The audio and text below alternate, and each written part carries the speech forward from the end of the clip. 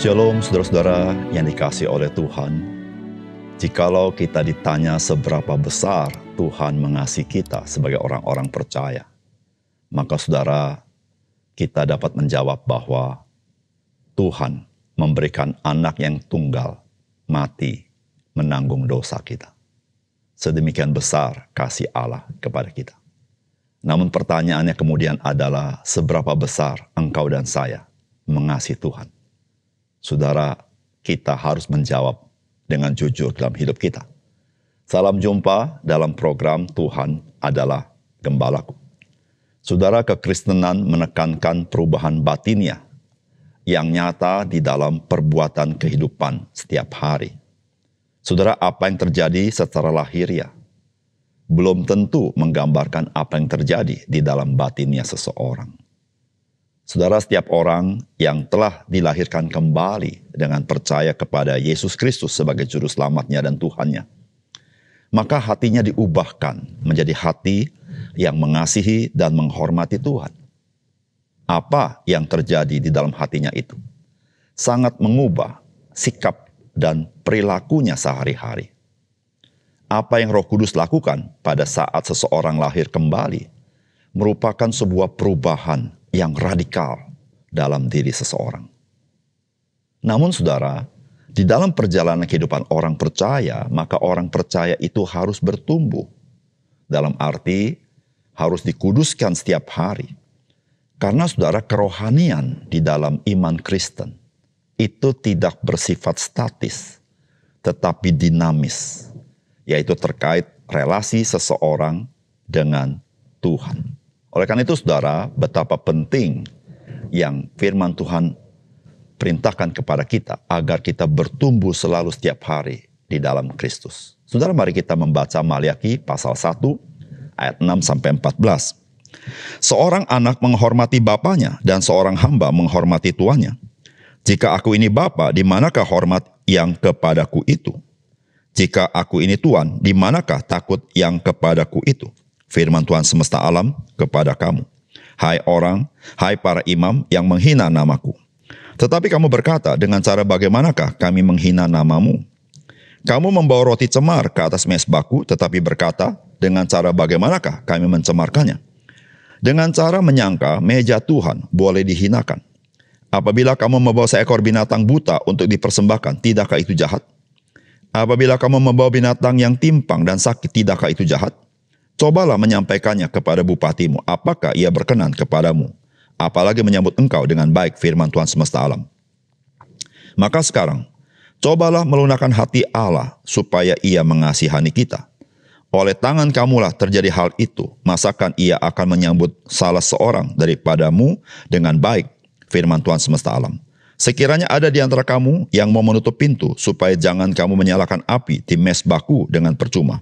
Aku tidak suka kepada kamu, firman Tuhan semesta alam, dan aku tidak berkenan menerima persembahan dari tanganmu. Sebab dari terbitnya sampai kepada terbenamnya matahari, namaku besar di antara bangsa-bangsa, dan setiap tempat dibakar dan dipersembahkan korban bagi namaku, dan juga korban sajian yang tahir. Sebab namaku besar di antara bangsa-bangsa, firman Tuhan semesta alam. Tetapi kamu ini menajiskannya, karena kamu menyangka meja Tuhan memang cemar, dan makanan yang ada di situ boleh dihinakan. Kamu berkata, lihat alangkah susah payahnya, dan kamu menyusahkan aku, firman Tuhan semesta alam. Kamu membawa binatang yang dirampas, binatang yang timpang, dan binatang yang sakit. Kamu membawanya sebagai persembahan. Akan berkenankah aku menerimanya dari tanganmu, firman Tuhan? Terkutuklah penipu yang mempunyai seekor binatang jantan di antara kawanan ternaknya, yang dinasarkannya, tetapi ia mempersembahkan binatang yang cacat kepada Tuhan. Sebab aku ini raja yang besar, firman Tuhan semesta alam, dan namaku ditakuti di antara bangsa-bangsa. Saudara yang dikasihi oleh Tuhan, bagian firman Tuhan yang kita baca hari ini, kita pasti membacanya dengan sangat prihatin. Karena umat Tuhan sudah mendapat hak istimewa kembali ke tanah perjanjian, sudah mempunyai bait suci yang dibangun dengan jerih lelah dan di dalam perlindungan dan pemeliharaan Tuhan. Namun saudara-saudara, bagaimana dengan kehidupan ibadah mereka? Saudara-saudara, kehidupan ibadah mereka sangat memprihatinkan. Mereka menjadi orang-orang yang sembrono di dalam ibadah mereka. Disitulah saudara Tuhan berbicara dan menegur mereka. Saudara, apakah pesan firman Tuhan bagi kita dari bagian ini? Yang pertama, saudara, kita harus ingat bahwa kita dapat melihat apakah kita menghormati Tuhan adalah melalui bagaimana sikap dan perbuatan kita kepada Tuhan, khususnya terkait dengan ibadah kita. Saudara, firman Tuhan berkata begini, seorang anak menghormati bapaknya dan seorang hamba menghormati tuannya. Jika aku ini bapa, di manakah hormat yang kepadaku itu? Jika aku ini tuan, di manakah takut kepadaku itu? Firman Tuhan semesta alam kepada kamu, hai para imam yang menghina namaku. Tetapi kamu berkata, dengan cara bagaimanakah kami menghina namamu? Kamu membawa roti cemar ke atas mezbahku, tetapi berkata, dengan cara bagaimana kami mencemarkannya? Dengan cara menyangka meja Tuhan boleh dihinakan. Apabila kamu membawa seekor binatang buta untuk dipersembahkan, tidakkah itu jahat? Apabila kamu membawa binatang yang timpang dan sakit, tidakkah itu jahat? Cobalah menyampaikannya kepada bupatimu, apakah ia berkenan kepadamu, apalagi menyambut engkau dengan baik. Firman Tuhan semesta alam. Saudara, apa yang para imam lakukan di dalam ibadah adalah perilaku yang tidak patut, perilaku yang tidak terpuji. Saudara, para imam tidak memberikan korban yang terbaik yang seharusnya diberikan kepada Tuhan. Saudara, sesungguhnya korban timpang, korban buta, dan lain sebagainya, semuanya itu milik Tuhan. Saudara, permasalahan yang sangat utama adalah semua yang mereka lakukan menunjukkan sikap hati mereka kepada Tuhan. Saudara, Tuhan mengatakan bahwa orang menghormati bapaknya, tetapi umat Israel tidak menghormati Tuhan. Orang menghormati tuannya, tetapi imam tidak menghormati Tuhan. Saudara, peribadatan mereka lakukan dengan sembarangan. Saudara, kemungkinan karena mereka menghadapi situasi dan kondisi tidak kondusif, dan kerohanian mereka menjadi kerohanian yang sangat memprihatinkan. Dan hal itu nyata, bagaimana mereka bersikap di dalam ibadah mereka. Saudara yang dikasihi dalam Tuhan, sebagai orang percaya, kita adalah orang-orang yang telah dipilih oleh Tuhan, telah diselamatkan oleh Tuhan, sehingga kita boleh beribadah kepada Tuhan. Sebagaimana bangsa Israel, mereka bisa beribadah kepada Tuhan semata-mata karena kasih karunia Tuhan.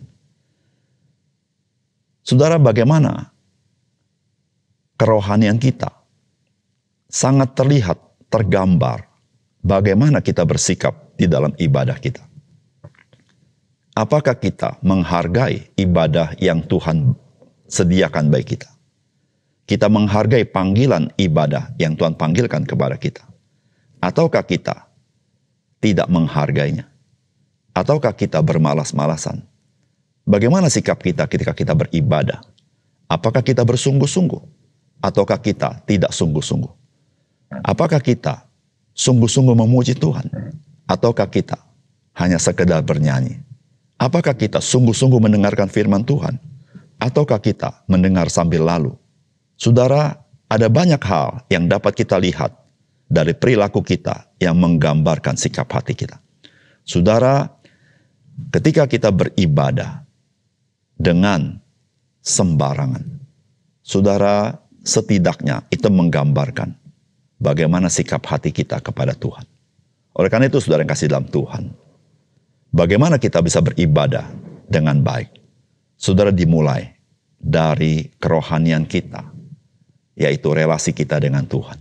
Saudara, ketika relasi engkau dengan Tuhan begitu indah, dan engkau mengalami kasih Tuhan, dan engkau mengasihi Tuhan, dan engkau memelihara relasi dekat dengan Dia dalam kehidupan sehari-hari, maka ibadahmu sangat nyata.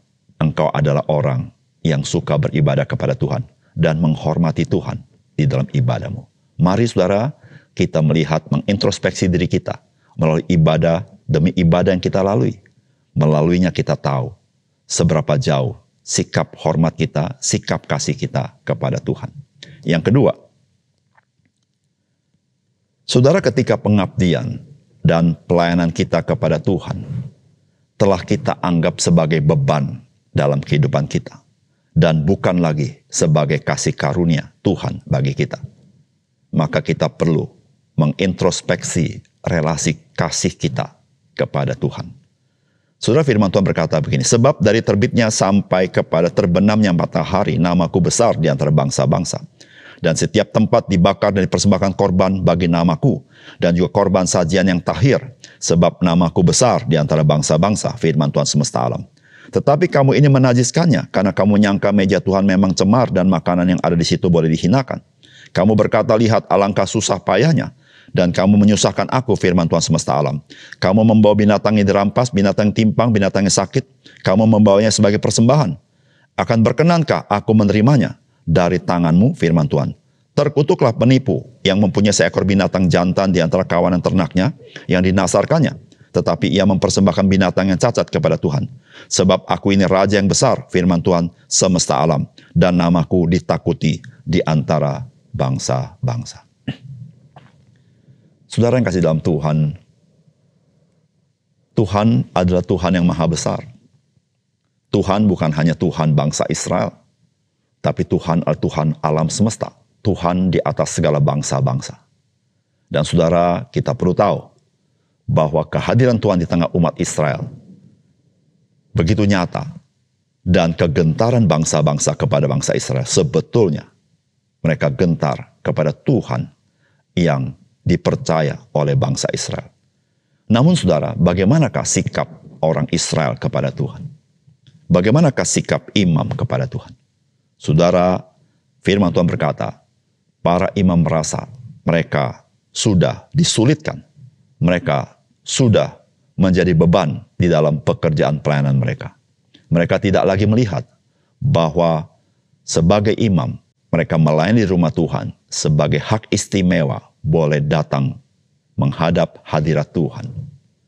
Saudara yang kasih dalam Tuhan, semua ini menggambarkan akan kerohanian mereka yang sudah sangat merosot. Kasih mereka yang sudah luntur. Saudara, sebagai orang percaya, maka saudara, relasi kita dengan Tuhan adalah sangat menentukan bagaimana kita berperilaku di dalam kehidupan kita sehari-hari. Relasi kita dengan Tuhan sangat menentukan sikap kita dalam kita melayani. Saudara, ketika Tuhan Yesus menulis surat kepada jemaat di Efesus, maka saudara, Tuhan memberitahukan kepada mereka bahwa Tuhan tahu apa yang mereka kerjakan. Namun Tuhan menegur mereka karena mereka telah meninggalkan kasih yang mula-mula. Saudara, kasih kepada Tuhan itu menentukan bagaimana kita melayani Dia. Jikalau kasih kita sudah luntur, saudara, tidak heran jikalau pelayanan itu menjadi beban. Kita tidak ada sukacita dalam melayani Tuhan. Tidak ada kekuatan di dalam hidup bagi Tuhan. Namun saudara, jikalau hidup kita mengalami kasih Tuhan dan kita mengasihi Dia sungguh-sungguh, maka mata rohani kita celik. Kita selalu bersyukur kalau kita boleh melayani Dia. Kita selalu bersyukur jikalau kita boleh mengabdi kepada Dia. Maka apa yang kita kerjakan kita tidak anggap sebagai pengorbanan, tetapi sebuah hak istimewa kepada Tuhan. Saudara, mari introspeksi diri kita masing-masing. Apakah hari ini kita merasa pengabdian kita kepada Tuhan sebagai sebuah hak istimewa atau sebagai beban yang menyusahkan hidup kita? Saudara, itulah barometer bagaimana situasi atmosfer kerohanian saudara dan kerohanian saya. Mari kita berdoa. Bapa surga, terima kasih untuk kebenaran firman Tuhan. Biarlah melalui firman-Mu kami merenungkannya dan kami mengintrospeksi diri kami. Bagaimanakah hubungan kami dengan Tuhan? Dan kami tahu dari pengabdian kami, pelayanan kami kepada Tuhan. Kami tahu sikap kami kepada Tuhan. Ya Tuhan, terima kasih untuk firman-Mu yang menolong kami supaya kami mengerti bagaimanakah seharusnya kami bersikap kepada Tuhan. Terima kasih Tuhan, dalam nama Tuhan Yesus kami berdoa. Amin.